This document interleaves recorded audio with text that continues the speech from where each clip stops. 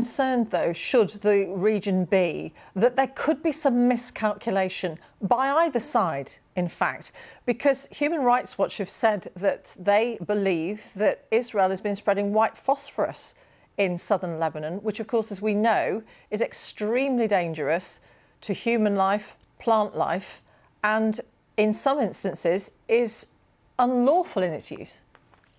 Yeah, I mean, Human Rights Watch, I'd love to hear what they have to say about the thousands of rockets that have been fired by Hezbollah. Sorry, could you address the issue of the white phosphorus, though? No, but the white phosphorus is a side issue to the larger story, Martine, which is why Mr. Katz, sorry, but Mr. why Katz, is Hezbollah attacking Israel? Why is it firing rockets into Israel? Why is it attacking the Israeli state? We don't have a conflict with them. We don't have a territorial dispute with them.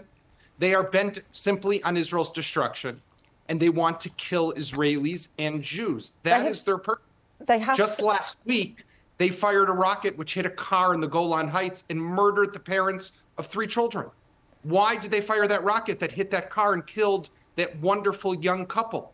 So white phosphorus is not the story. The story is, why does Hezbollah, an Iranian-backed terrorist organization, fire thousands of rockets into sovereign Israeli territory? That's the question we should all be asking ourselves. Well, we're talking to you now, though, so I'm asking you about the Israeli perspective, of course. And Hezbollah have said that if there's a ceasefire with Hamas, they will stop soon. Surely it would make more sense to stop both conflicts in one fell swoop. By the way, that I would agree with, if Israel and Israel's striving to reach a ceasefire, but we have to make a distinction, Martine, because it's important. Israel was attacked by Hamas on October 7th, in the greatest massacre of Jews since the Holocaust.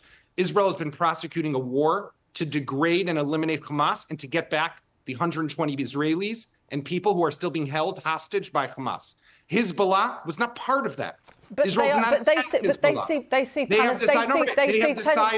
Mr. Katz, they see tens of attack Israel to be able to show solidarity with another terrorist organization. They are the bad guys, and that's important to remember. Israel is trying to reach a ceasefire to get back its people and end the war in Gaza. Hezbollah has said that it will stop its rocket fire as well. But we know that Hezbollah are acting in this way. They've said so because they are so concerned about the sheer number of Palestinian civilians who have died as a result of Israel's actions. So attacking Israelis with rockets is the way you show your concern for the deaths of other people? Martine, I'm sorry, but that's ridiculous. What Hezbollah is doing is it saw Israel in a moment of weakness.